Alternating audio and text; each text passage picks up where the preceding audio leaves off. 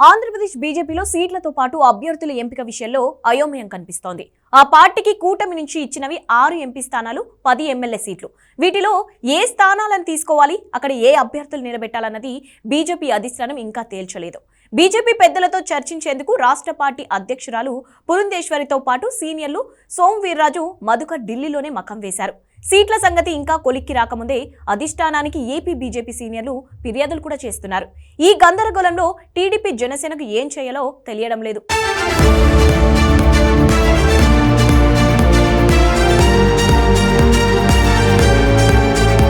TDP, Janasena కూటమిలో చేరడం దగ్గర నుంచి సీట్ల సర్దుబాటు దాకా బీజేపీ అధిష్టానం నాన్చుడు ధోరణితో ఉంది. ఏపీలో ఏ సీట్లు కావాలో, అక్కడ ఏ అభ్యర్థులను పోటీలోకి దించాలో బీజేపీ తేల్చుకోలేకపోతోంది. రాజమండ్రి ఎంపీ సీటు కోసం సోము వీర్రాజు, పురంధేశ్వరి పట్టుబడుతున్నారు. అలాగే అనకాపల్లి ఎంపీ టికెట్ నాకే కావాలి అంటున్నారు సీఎం రమేష్. విశాఖపట్నంలో పోటీకి జీవీఎల్ తెగ పైరవీలు చేస్తున్నారు. ఇక రాజంపేట కోసం మాజీ సీఎం కిరణ్ కుమార్ రెడ్డి ప్రయత్నిస్తున్నారు.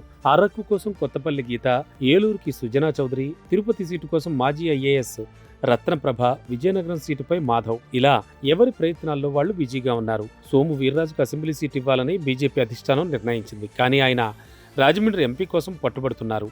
అక్కడ ఇప్పటికే పురంధేశ్వరి కర్చీఫ్ వేసుకోవడంతో పార్టీ నేతల మధ్య సిగపట్లు తప్పడం లేదు. ఇక బీజేపీ సీట్ల పంచాయతీ తేలకపోవడంతో మిగిలిన స్థానాలపై ఎటూ తేల్చుకోలేని స్థితిలో టీడీపీ, జనసేన పార్టీలున్నాయి. అసలు బీజేపీ ఏ సీట్లు కోరుతోంది, ఆ తర్వాత మిగిలిన ఏ స్థానాల్లో తాము పోటీ చేయాలి అనేదే టీడీపీ, జనసేన నేతలకు అర్థం కాక జుట్లు పట్టుకుంటున్నారు. విజయనగరం, అనకాపల్లి, ఏలూరులో ఇప్పటికే ఎంపీ అభ్యర్థులను టీడీపీ సిద్ధం చేసింది. కానీ వాళ్ళని ఏం చేయాలో తెలియని అయోమయ స్థితిలో ఉంది ఆ పార్టీ హైకమాండ్. ఇప్పటికే ఎన్నికల షెడ్యూల్ కూడా రావడంతో ఇంకా సీట్ల సర్దుబాటు దగ్గర ఆగిపోతే ప్రచారం ఎలా చేసుకోవాలని 3 పార్టీల నేతలు ఆందోళనలో ఉన్నారు. బీజేపీ త్వరగా సీట్ల సంగతి తేల్చి అభ్యర్థులను ప్రకటించాలని కోరుతున్నారు.